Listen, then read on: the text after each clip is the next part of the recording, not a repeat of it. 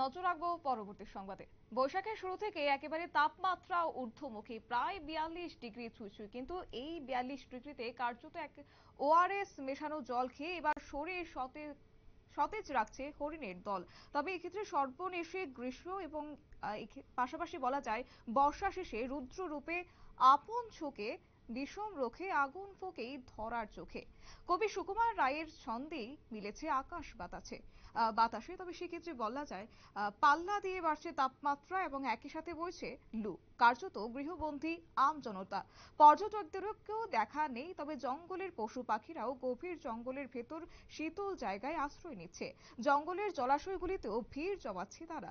তাই কাকসার দেউলে সংরক্ষিত রিজার্ভের ভেতরে রয়েছে প্রায় 100 হরিণ এবং পাশাপাশি 500-র অধিক ময়ূর, একাধিক নীল গাই এবং পাশাপাশি সজারুর পাশাপাশি বিরল প্রাণী। তবে প্রত্যেকেই তাদের নিজেকে সতেজ রাখতে কিন্তু ওআরএস মেশানো জল খেয়েই তাদের প্রাণ বাঁচাতে হচ্ছে। তবে গোটা বিষয়কে কেন্দ্র করে কি রয়েছে শুনবো বিস্তারিত।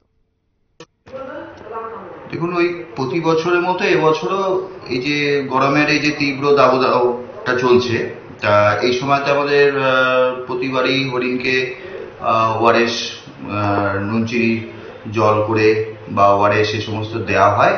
তা এবারেও সেই একই রকমভাবে দেওয়া হচ্ছে। দিনে দুবার করে ওদেরকে ওআরএস এর জল গুলে খাওয়ানো হচ্ছে এবং বিভিন্ন জায়গায় আরো ওই যে ওয়াটার বডিজ গুলো ছিল, সেই ওয়াটার বডিজ গুলোতেও জল ভর্তি করা হয়েছে যাতে হরিণের জল খেতে কোনো অসুবিধা না হয়। এইভাবে হরিণকে সুস্থ রাখার জন্য আমরা প্রচেষ্টা চালিয়ে যাচ্ছি।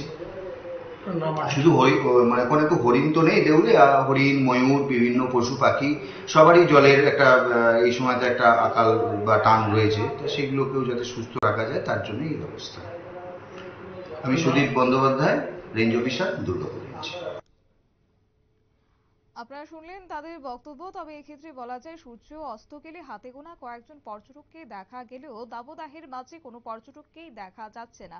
তবে এই দাবদাহে অসুস্থ হয়ে যাতে না পড়ে বন্য জীবজন্তু, সেই জন্য বিশেষ পদক্ষেপ নেওয়া শুরু করেছে বর্ধমান বন বিভাগের দুর্গাপুর বনাঞ্চল।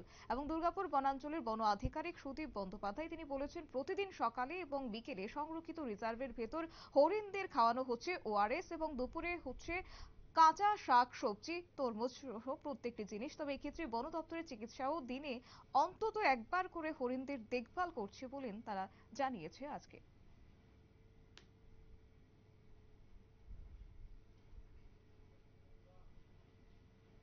নিয়ে নিচ্ছি ছোট্ট একটি বিজ্ঞাপন বিরতি, সঙ্গে থাকুন।